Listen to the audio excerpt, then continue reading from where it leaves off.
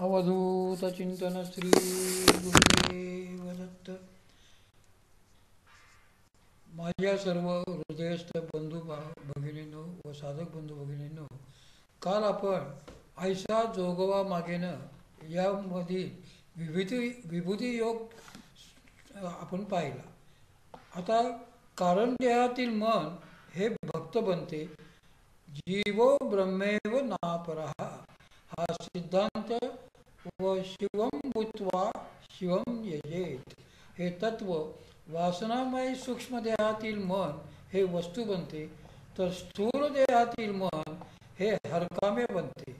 बाह्य गोष्टींवर अवलंबून असल्याने हे स्थूल देहातील मन सर्वत्र सहज संचार करते, कल्पनेने वस्तू निर्माण करते, आशा विकल्प इच्छा निर्माण करून जीवास त्यात भिरभिरत ठेवते आणि या सर्वांचा परिणाम म्हणून केवळ दुःखच निर्माण होते. जीवाला स्वरूपाचा विसर पडतो. या आशा तृष्णांच्या दरडी मनुष्याला पार रसातळाला नेऊन ठेवतात. परंतु हीच इच्छा जर भगवत प्राप्तीची असेल तर त्यामुळे कधीही दुःख निर्माण होणार नाही. उलट आपले हित कशात आहे ते समजू लागेल.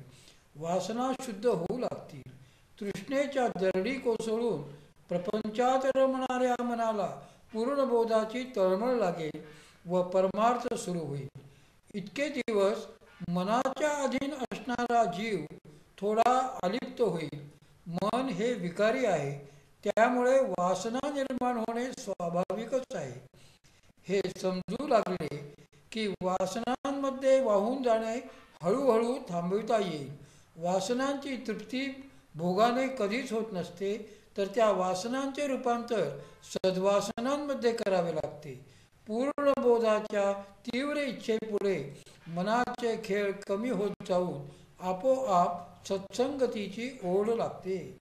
एकदा जालंधरनाथांना कानिफनाथांची परीक्षा घ्यायची होती. ते स्वतः फिरत फिरत गावात गेले व तुम्हाला मी ब्रह्म दाखवितो, मला फक्त भाकरीचा तुकडा तुम्ही द्या, असे प्रत्येकाला म्हणू लागले. पण कोणीही त्यांच्यावर विश्वास ठेवला नाही. त्यांना भिक्षा तर घातली नाहीच, पण उलट वेडे ठरविले. ते तसेच परत आले. त्याने कानिफनाथांना सर्व हकीकत सांगितली व भिक्षा आणण्यास पाठविले. कानिफनाथ गावात गेले. त्यांनी एक युक्ती केली. भर बाजारातील एका चौकात ते उभे राहिले व एक दोर झोळीतून काढून हवेत भिरकावला. तो सरसर वर जाऊन सरळ हवेत उभा राहिला. कानिफनाथ मग त्या दोरावर चढून बसले. लोकांना आश्चर्य वाटले. गर्दी जमली आणि समोर आपसुकच मिठाई, फळे, पैसे यांचे ढीग जमले. अशा प्रकारे कानिफनाथ शिष्य म्हणून गुरूंच्या परीक्षेत पास झाले. यावरून माणसाला अद्भुताचीच गोडी अधिक वाटते हे स्पष्ट होते. शांतरस किंवा ब्रह्मरसाची गोडी एकदमच लागणारा विरळाच. एकंदरीत सिद्धशर्करा न्यायाने लोकांनाही शांतरसाची गोडी लागावी म्हणून श्री एकनाथ महाराज म्हणतात, अद्भुत रसाची रसाची बरी न दुरडी, आईचा जोगवा जोगवा जोगवा मागेन, आईचा जोगवा जोगवा जोगवा मागेन. तसे पाहिले तर परमात्मा हाच रस आहे असे वेदांत सांगतो. शांतो निष्कलो निष्क्रियसो रसो वै सहा अशी श्रुती आहे. निरुपाधिक ब्रह्मानंद हेच रसाचे स्वरूप आहे. माऊली म्हणतात, सहजे ब्रह्मरसाचे पारणे केले अर्जुना लागी नारायणे. म्हणून पारमार्थिक रस केवळ शांत रसच आहे, कारण ते ब्रह्माचे स्वरूप आहे. रस 9 प्रकारचे आहेत. शृंगार करुण शांतो रौद्रो विरोधभूतस्तथा हास्यो भयानकश्चैच बिभत्सश्चेति नव. साहित्य दर्पणकार विश्वनाथ कवी म्हणतात, रसे सारस चमत्कारः, म्हणजे रसांमध्ये अद्भुत रस हाच प्रधान रस आहे. पण माऊली म्हणतात, येत शांताची या घरा, अद्भुत आला आहे पाहुणेरा. अद्भुत रसाचा स्थायी भाव आहे विस्मय. असा हा अद्भुत रसच शांत रसाची गोडी जागण्याकरता आवश्यक आहे. चमत्काराशिवाय नमस्कार नाही या उक्तीप्रमाणे भगवंताकडे लोकांच्या चित्तवृत्ती लागाव्या म्हणून त्यांना आकृष्ट करण्यापुरता अद्भुत रसाचा उपयोग संतांकडून केला जात असतो. अहमभावाने आपल्याकडे अचाट असामान्य सामर्थ्य आहे हे दाखविण्याकरता चांगदेव वाघावर बसून सर्पाची दोरी हातात घेऊन श्री ज्ञानेश्वर माऊली व त्यांची भावंडे यांना भेटण्यासाठी आले.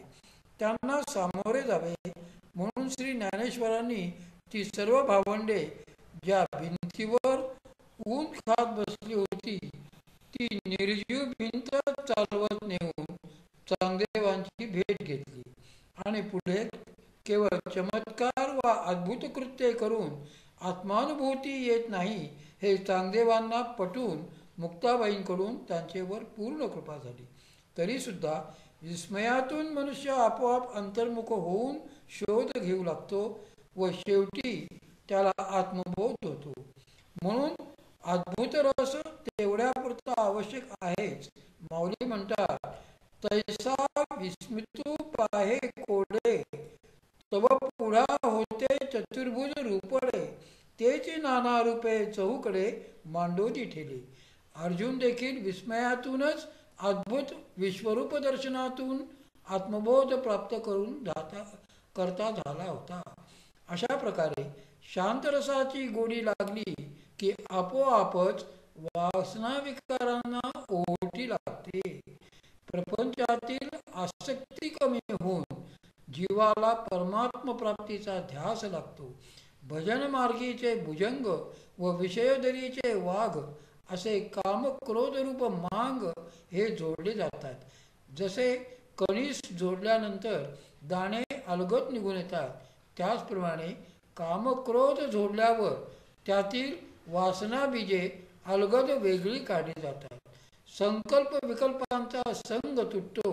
शेवटी ब्रह्मसत्यम जगन्मिथ्या जीवो ब्रह्मैव ना परहा असा पूर्ण बोध होण्यास तो पात्र होतो. या संबंधी श्री एकनाथ महाराज पुढील कडव्यात म्हणतात, आता साजणी साजणी झाले मी निसंग, विकल्प नवऱ्याचा नवऱ्याचा सोडियेला संग, काम क्रोध